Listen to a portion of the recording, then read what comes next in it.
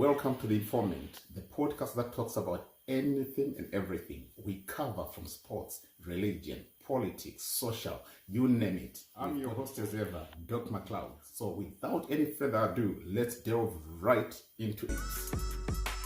We are really excited today about everything that's been happening.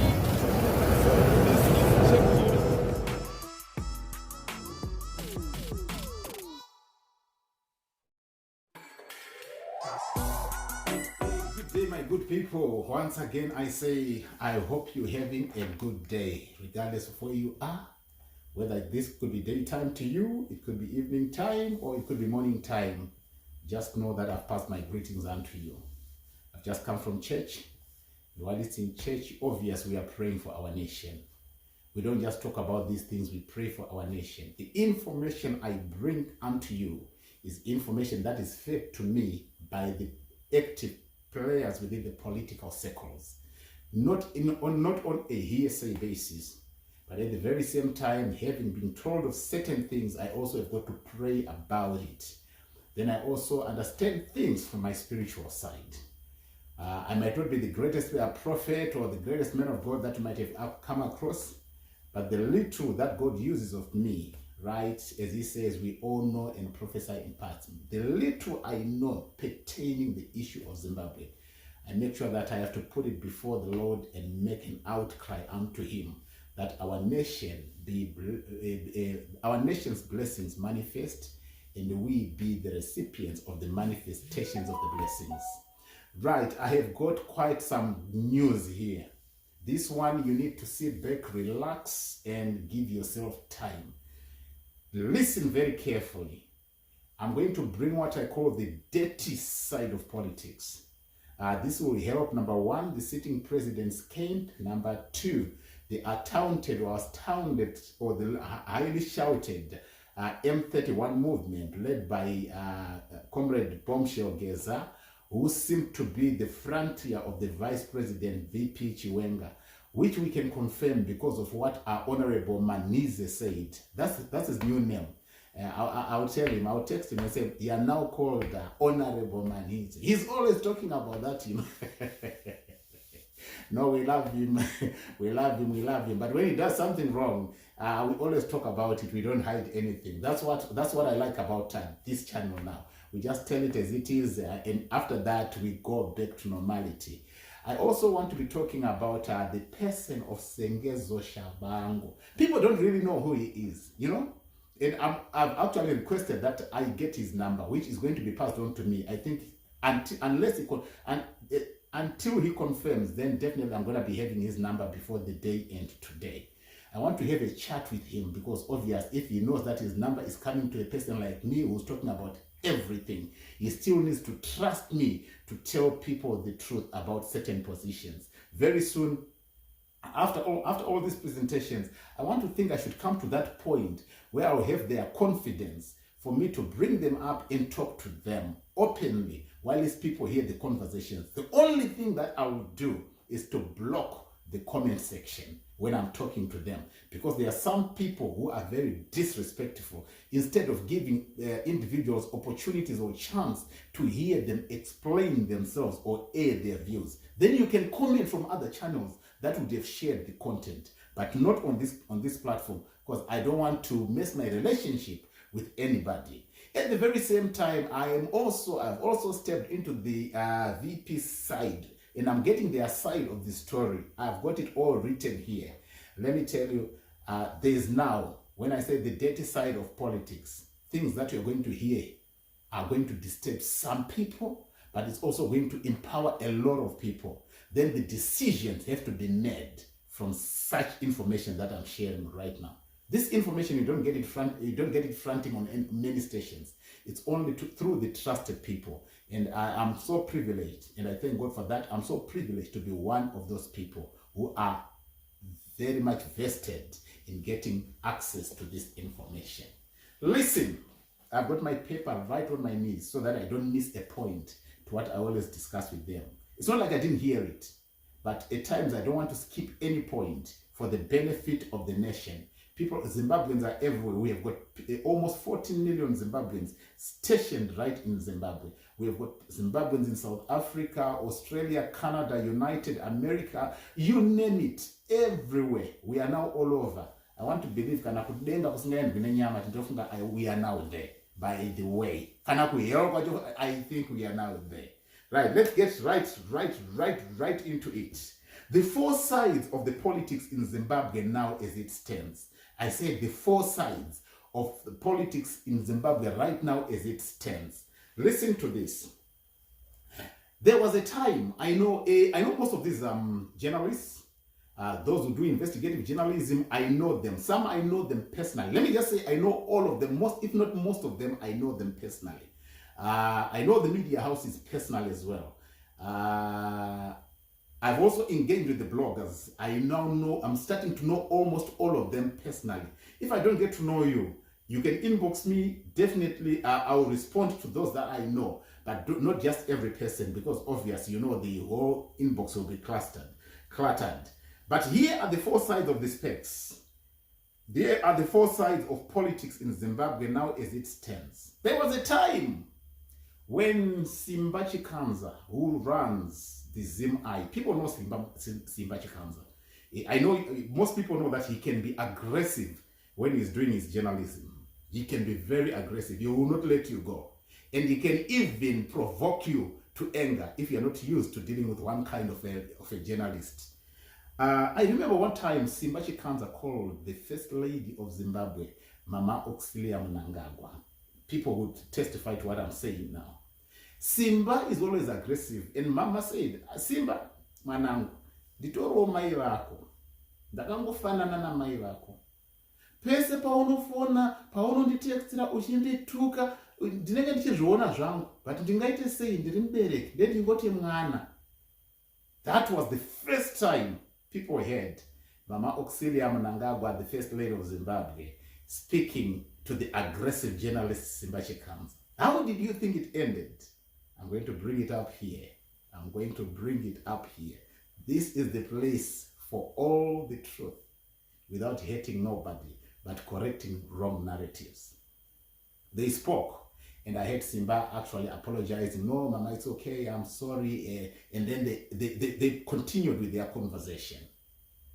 Then right now, you see Simba Chikanza is now on the second lady of Zimbabwe, Mama Nini Baloyi, asking questions.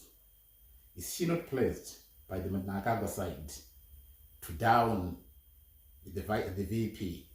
Yeah, all this is being written. It's all on public domain. I'm not saying things that you're not seeing. But people are failing to read through what's happening. So some might trust what he's saying. Some might doubt what he's saying.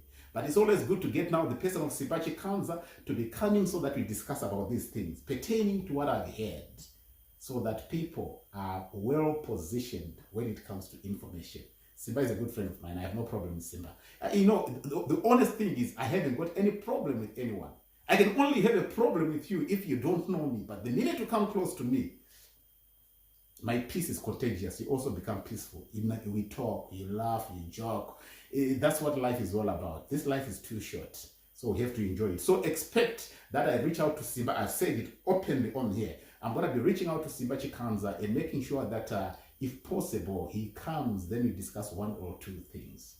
Hopewell has hopped from Zimbabwe to the United Kingdom. Hopewell is here in the United Kingdom. There was a time he was actually in the area where I live, which is Newcastle. He was in my city. Hopewell grew up in Glenora. In case you didn't know, I also part grew up in Glenora. I left Glenora when I was just about 13, but by then we were knowing each other. I went to Shridenga Primary School. Hopewell went to Ruveneko Primary School. So we are boys from the same wood, in case you didn't know. Let that resonate with somebody. And then we have got the guy of it who's reporting more, covering for Tagwire. He's reporting. You have seen him on the SABC. You have seen him in Zimbabwe. He's covering all the project that's happening. I've reached out to him. He also grew up in Glenora. It seems like Glenora has become the city or the original city of these journalists. The guy stands without fear or favor for the sitting president and the Tagwire train. I'm gonna be bringing all of them here. I think it's gonna help us a lot. I don't have the powers to be bringing MPs because I don't want them to be publicly displayed. But one thing I can promise you is I talk to them on a daily basis. Anything I want, they tell me. Whether it's to do with politics or whether to do with their life, we pray about it and we still always come up tops. Right, I've said the 4 sides of politics in Zimbabwe now as it stands. Number 1, the first side of politics, or the first group of politicians in Zimbabwe, is for the reigning sitting president, Emmerson Dambudzo Mnangagwa, His Excellence, aided by Sengezo Shavangu on the opposition side. People hate Sengezo, but what I'm about to say here is going to, I don't know, it's going to disturb a lot of people. Don't tell me I'm bought. Don't tell me I'm a Chigananda. Don't tell me nothing. Just listen to what I'm going to tell you. And then you'll see how dirty politics can be. Right. I'll be telling you why Sengezo Shabangu has so much reason to go face to face with Nelson Chamisa. It's all here right before me and in black and white. That's why I like my paper. I might be using an iPod that I use in shape, but no. This one needs on paper because while we are talking, I'm jotting down the notes. And I keep telling them that, you know what, while we are discussing, give me time, I'm jotting down notes so that I present things accurately as they are meant to be. Right, the second group of faction is the VP Chiwenga faction, which is now known as the M31, headed by Comrade Bombshell Geza. Right, the 2030 clock time movement, while it's the sitting president 2030 year time movement. So we've got the two 2030s, one for the year movement, the other one for the time movement. Remember his statement, he said the only 2030 that you will see Mnangagwa is on the clock. When guns are out and guns are blazing, when brothers cross paths, things happen, blood will be spilled, I tell you. Listen to this. The third group is the Chamisa faction. Chamisa has got his own people that back him up. And the minute you mention his name, you're in trouble with those people.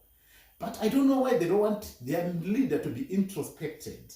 Now, the minute I talk about Sengezo Shavangu, obvious, I cannot talk about him. It won't be a defined conversation without bringing in Nelson Chamisa. Don't tell me that he's quiet, he's not involved in anything. You must know that the rise of Shavangu is because of Nelson Chamisa.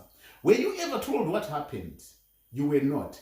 This is where I'm going to tell you exactly what happened. And that's why I said some of these things I need to speak to Sengezo Shavangu so that he confirms what I have been told and what has been brought to my attention. It's very, very, very heartbreaking. Some people, hey, get ready for the bombshells that's going to come here.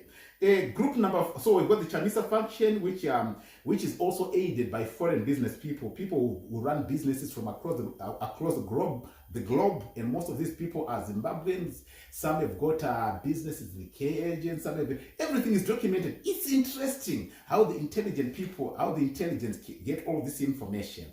Or some of them are now backed up in the mining sector, doing a lot of things. But nevertheless, don't worry. I'm still going to bring it all out for you. So that when we judge from a well-informed position. Then number 4, we have got a group which is called the Army, which has decided to become a neutral group, but supportive of the Zimbabwean democracy. They've decided to pull themselves out from any political party. So this time they are no longer standing just with Zanu-PF. Why? Because the infight, it's a Zanu-PF infight divide. So they have decided to be neutral and allow the players that are fighting each other to face up to each other. Until they sort their differences, the army is not interested in a lot of things. Things that could have happened now. Listen to this. How is power now balanced in these camps? This is how power is balanced now in these camps, as has been narrated to me. The reigning president camp has